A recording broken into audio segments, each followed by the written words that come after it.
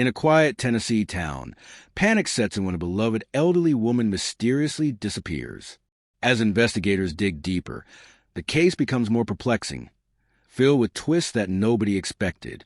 Law enforcement, alongside the FBI, scrambles to comfort the shaken residents and uncover the truth behind her vanishing. Back in 1992, a woman vanished from her home in Memphis. The situation escalated quickly when the ransom demanded by her supposed abductor went unclaimed. This led the FBI to suspect a desperate amateur might be involved, and they feared the worst. I'm Jim Carlstrom, formerly in charge of the FBI's New York field office. A narrator introduces. As the search for the missing woman intensified, investigators uncovered a tangled web of lies and misleading accusations, clearly designed to shield the actual culprit.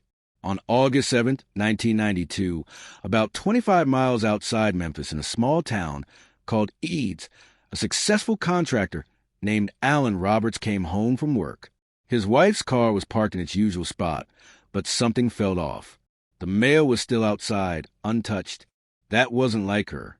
Normally, Doreen, known as Dew, would leave a note as she went out, but this time there was nothing. Inside the kitchen, Alan noticed her asthma medication sitting on the counter. She never left home without her inhaler. Concerned, he began asking around the neighborhood. Hey, have you seen Dew today? Did she stop by? But no one had. As time passed, Alan grew more anxious. He searched the entire property, fearing she might have had an asthma attack in the yard. There was still no sign of her. Just as he was about to call the police, the phone rang. A man with a distinctive accent was on the line. We have Dew, the caller said. What are you talking about? Alan asked, What do you want? The man demanded a ransom, but strangely gave no instructions on where or how to deliver the money. Acting quickly, Alan contacted the Shelby County Sheriff's Department. Soon, deputies and detectives were on the scene. My wife is missing, he told them. I can't think of anyone who would want to hurt her. I came home around 7:30 or 8 p.m. FBI agents from the Memphis office also arrived. Memphis sits close to both Arkansas and Mississippi, which meant the investigation could involve multiple jurisdictions. Alan explained that he had last seen Dew that morning. They had eaten breakfast together, just like they had nearly every day for the past 43 years. At 10 a.m., Alan left to meet a potential client named Sam Wagner. They had arranged a house tour for 10:30 a.m. the previous day. Have a great day, he told his wife. See you later. But Sam Wagner never showed up. After waiting more than an hour, Alan went to another job site and spent the rest of his day working on landscaping. When police began inspecting the house for clues, Alan showed them Dew's inhaler. He explained how serious her asthma was. Without that inhaler, she could die. Officers checked every door and window for signs of forced entry, but nothing seemed unusual. Everything was locked up tight. Detectives knew that sometimes people faked kidnappings to cover up a voluntary disappearance, so they examined her bedroom. But all of Dew's belongings, including her clothes, luggage, and valuables, were still there. It didn't look like she had planned to leave. There was, however, one small clue. Alan had found the mail lying on the ground near the garage. He suspected Dew might have gone to get the mail and never made it back inside. Deputies fanned out across the family's 150-acre property, scouring the land for any trace of the 65-year-old woman. But despite their thorough search, they came up empty. They hoped more ransom calls would provide new leads. With Alan's consent, investigators wired his phone to record any future calls and set up a tracing system. Keep this button pressed during the call, they instructed him. If the man with the accent called again, the FBI would be ready. Later that evening, the phone rang once more. The call came from a payphone nearby. Please don't hurt her. I'll do whatever you say, Alan pleaded. Deputies rushed to the payphone's location, but by the time they arrived, it was deserted. The man on the line sounded just like before. He insisted Dew was okay and acknowledged that authorities were listening. Then he told Alan to destroy the tape recording of their earlier conversation outside in his driveway. Smash it, he said. I'm watching you. Investigators quickly swapped the original tape with a blank one and smashed it to keep up the act. At this point, there were no other police units stationed outside. The suspect had vanished again. By the next morning, the search expanded across the entire town. Officers interviewed friends and neighbors to find out the last time anyone saw Dew or if they'd noticed anything strange the day she disappeared. Neighbors and acquaintances were questioned, but none of them had seen Dew that day, nor had they heard anything unusual. One neighbor mentioned that the couple had seemed tense during church the previous week, but aside from that, there were no solid leads. News of the abduction quickly spread, grabbing the attention of local media. Joe Birch, a reporter for WMC-TV in Memphis, covered the community's reaction. "What are you watching?" someone asked him. "I'm following this strange story," he replied. To most folks in a small town, the idea that a stranger could be responsible made the most sense. The community was tight-knit. Families prayed together, celebrated together, and generally kept to themselves.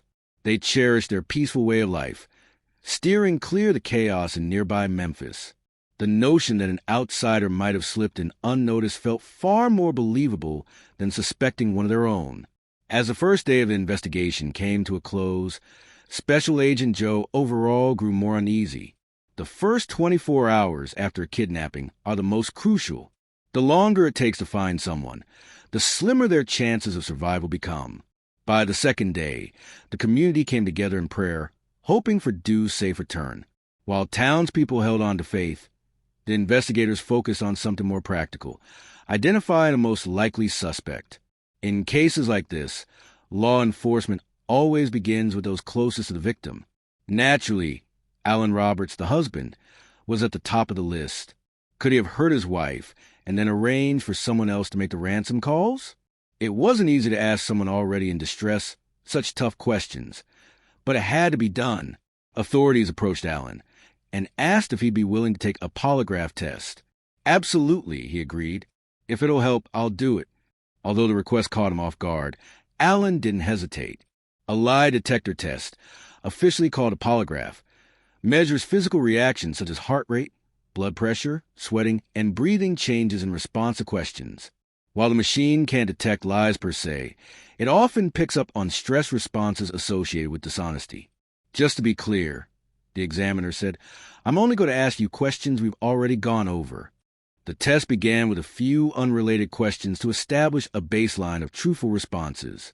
Then, the questions turned personal, about Alan's relationship with Dew and what happened the day she vanished. "Did you kill Dew Roberts?" the examiner asked. "No," Alan answered. After analyzing the results, the examiner concluded that Alan had answered truthfully. He passed the test. Alan felt this cleared his name, but the agents knew better. Polygraph results aren't foolproof and rarely hold up in court. One agent noted, "Right here, that would indicate a lie. Oh, wait, no.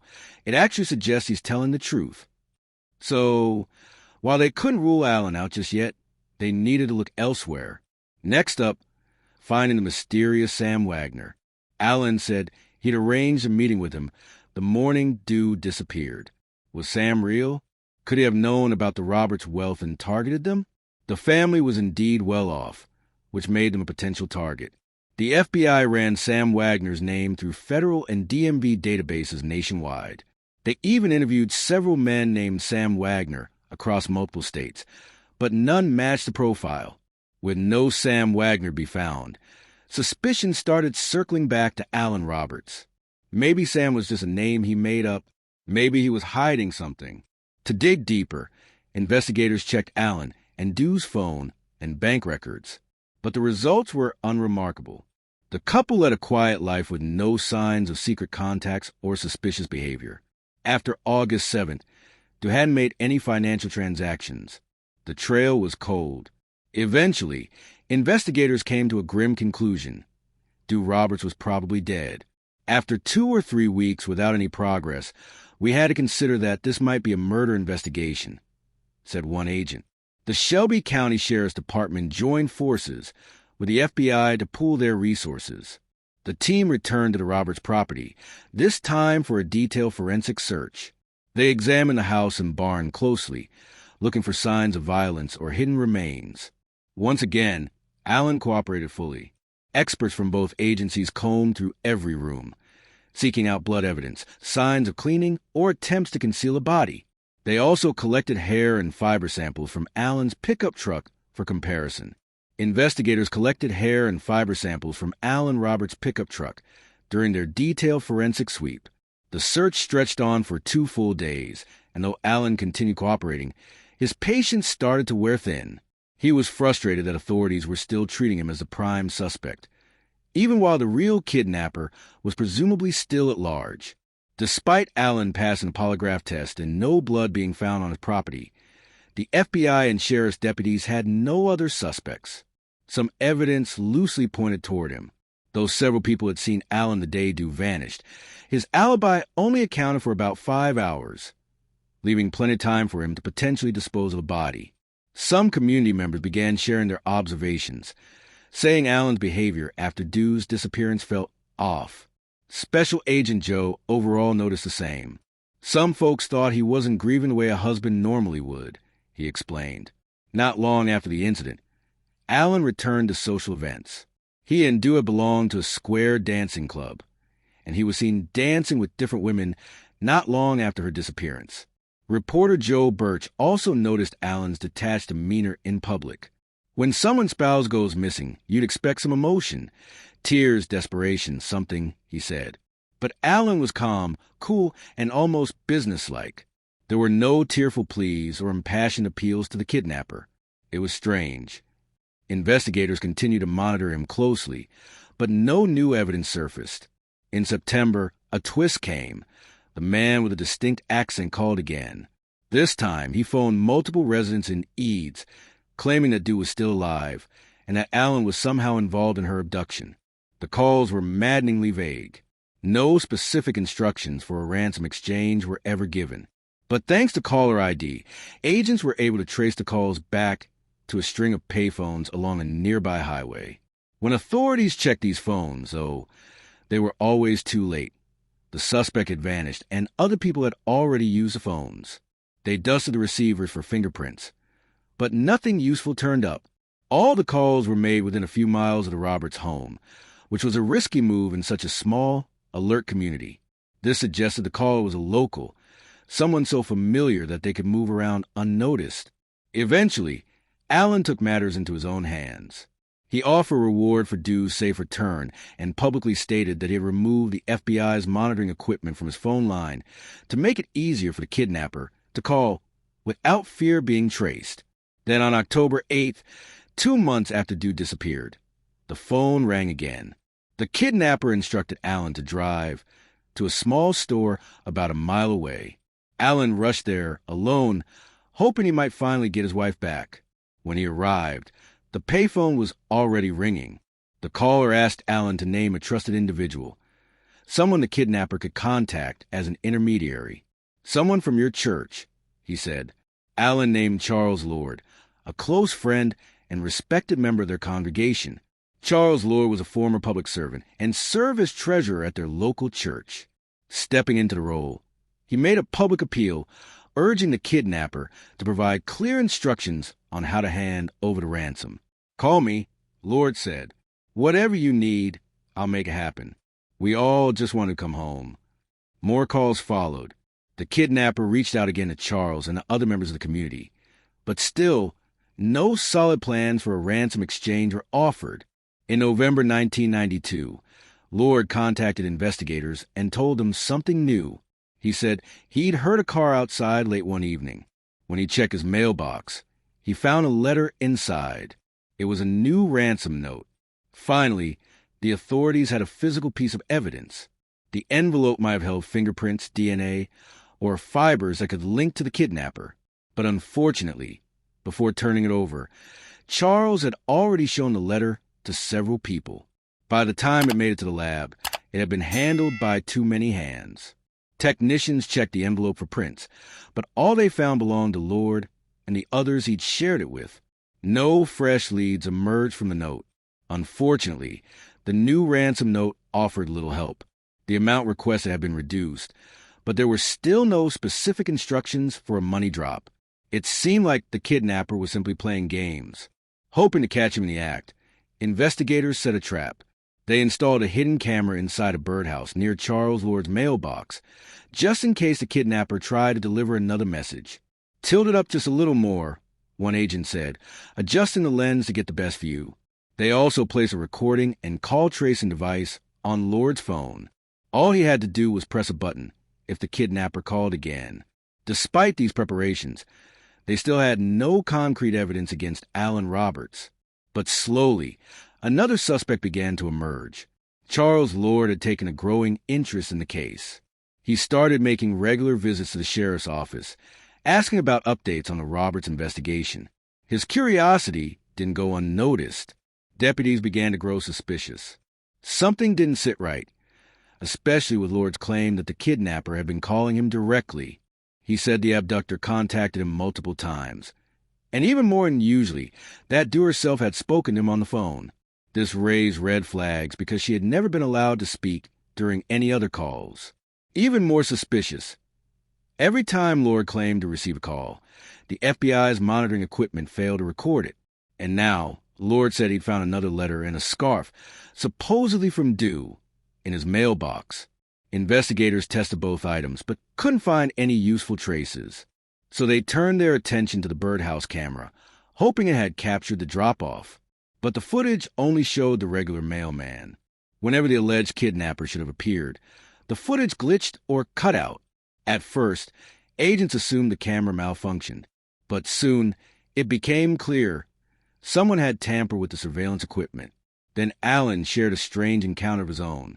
He told investigators that Lord had invited him to the local community center the night before. There, Charles made a bizarre offer. For a certain fee, he claimed he could use his underworld connections to find Dew and bring her home. It was weird, Alan said. He suggested he knew people who could get information for the right price. I got the feeling he wasn't just trying to help. Investigators were convinced Charles Lord had some involvement, but suspicion wasn't enough. They needed solid proof. The case took another dramatic turn on March 4th, 1993, 7 months after Dew went missing. Joe Birch, the reporter at WMC-TV, received an unusual phone call at his office in Memphis. I had never recorded a phone call before, he said, but this time I hit the record button immediately. The caller's voice was familiar. Joe believed it could be the same person who had made the earlier ransom demands. So he kept the man talking, hoping to draw out more information. "Where's Dew Roberts?" he asked. "If she's still alive, we need to know where to send the money." But the caller abruptly hung up. Joe rushed the recording to his editor, and they immediately contacted the FBI. The agents agreed to let the station air the call, hoping it might lure the kidnapper back into the open. The plan worked. The kidnapper called again, furious about the broadcast. But this time, he agreed to arrange a drop-off. Joe Birch and a female reporter followed the instructions and brought $8,000 to the agreed location. The woman arrived alone at the drop point, a public place, and waited anxiously. The phone rang again. "Is she there?" asked one of the agents nearby. "Yes, she's there," another confirmed. But aside from her, no one else showed up. Everyone waited, breath held, watching for a sign. "Do you see anyone else? Maybe over there?" But no one approached. Eventually, the reporter drove away. It had been another dead end. Meanwhile, Charles Lord remained under quiet surveillance. He stayed at home the entire time, and weeks passed with no real progress. Then, in June 1993, the kidnapper made another move. This time, he contacted two of Dew's nephews, telling them to bring ransom money to a specific motel in the area. Investigators were hopeful. Perhaps this would finally be the moment the kidnapper revealed himself. The FBI prepared a full surveillance operation. Special Agent Joe Overall was part of the team that monitored the motel in Eads, Tennessee. The nephews followed instructions and checked into the designated room. Meanwhile, agents observed every angle, waiting. That evening, the team lost track of Charles Lord. But moments later, they spotted a man approaching the motel room. It was Lord. He walked straight to the room where Dew's nephews were staying. Inside, he claimed the kidnapper had called him and instructed him to collect the ransom. The kidnapper would then call back with a drop-off location. But the nephews weren't buying it. "We want to deal directly with the kidnapper," they told him. What they didn't realize was they already were. At that point, there still wasn't enough solid evidence to arrest Charles Lord. But the FBI turned their attention to his financial background, hoping to uncover a possible motive. They got access to his bank records and took a deeper look. What they discovered was eye-opening. Lord was drowning in debt. He owed significant amounts to several banks and had defaulted on his loans. Bankruptcy paperwork confirmed he was financially ruined. These findings gave investigators grounds to obtain a search warrant. In late June 1993, they raided Lord's house and seized all his financial documents. What they found painted an even darker picture. Lord had been stealing for years. Before retiring, he had embezzled over $50,000 from a military base in Memphis. Even more shocking, as the church treasurer in Eads, he had quietly siphoned $7,000 from the congregation's donations. Despite these discoveries, investigators still lacked direct evidence linking Lord to do Roberts' kidnapping or presumed murder. Without a body, there was no definitive proof. What they needed now was a confession. That's where profiling came in. One of the agents, trained in criminal profiling, began studying Lord's behavior. He concluded that Lord was a pathological liar with an inflated ego, someone who thought he was untouchable. That oversized ego might just be the key to getting him to crack. So they set a trap. The plan was to summon Lord for a formal interview at the FBI office and present him with fake evidence. They packed dozens of boxes, labeled as case files and exhibits, to make it look like they'd been building a case against him for months. On August 25, 1993, Charles Lord arrived at the Memphis FBI office with his lawyer. As he sat down for questioning, agents noticed him constantly eyeing the boxes of evidence. It was clear the illusion was working. He looked visibly shaken. Eventually, Lord began to talk. He admitted to making some of the ransom calls, but he claimed he did it to keep the investigation alive, hoping the attention would somehow help find Dew. He denied having any actual involvement in her disappearance. The agents knew he was starting to crack. They just had to apply a little more pressure. They offered him a deal: take a polygraph test. If he passed, they'd stop treating him as a suspect. But if he failed, they'd continue the investigation and questioning. Lord and his attorney agreed. During the test, the examiner asked if he had been involved in Dew's kidnapping. "Did you harm Dew Roberts?" the examiner pressed. According to the polygraph results, Lord failed. Although lie detector results aren't admissible in court, they gave investigators the leverage they needed to keep digging. While Lord's lawyer sat nearby, agents kept referring back to the failed test, increasing the emotional pressure. At first, Lord stuck to his story, but after hours of questioning, his defenses started to crumble. Finally, he confessed. He told them he needed money, fast. He had debts piling up and wanted to cover funds he had embezzled from the church. That's when he came up with a plan to kidnap Dew Roberts and demand a ransom. On August 6, 1992, Lord called Alan Roberts, pretending to be a real estate buyer named Sam Wagner. He arranged to meet Alan at a property the next day. While Alan was away waiting, Lord went to the house and found Dew alone. He told her that Alan had been in an accident. "There's been an emergency," he said. "Get in the car. I'll take you to him." Dew, trusting Lord as a friend of the family, went with him. Lord claimed that he had always planned to release her after getting the ransom. But according to his story, she had a sudden heart attack and died. He said he panicked and hid her body in a handbag. However, he refused to say where. The agents didn't believe the heart attack story. They suspected he was still holding something back. They needed proof and a body. Lord was offered another deal.